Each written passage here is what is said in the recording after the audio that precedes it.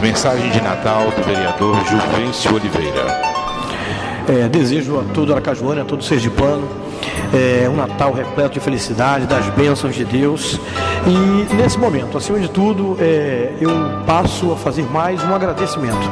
Agradecer a Deus em primeiro lugar, agradecer o povo aracajuano, agradecer aos servidores dessa casa, agradecer de um modo geral a minha família, os meus amigos, aqueles que confiaram em que eu permanecesse aqui por 8 anos. Então, a cada final de ano fiz os meus agradecimentos.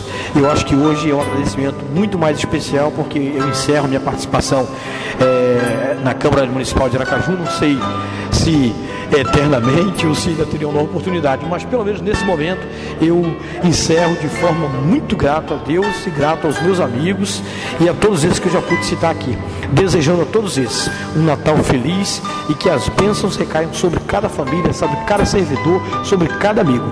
Que Deus, acima de tudo, seja o alvo principal de cada um desses, que possa estar sendo visto ao ser alcançado.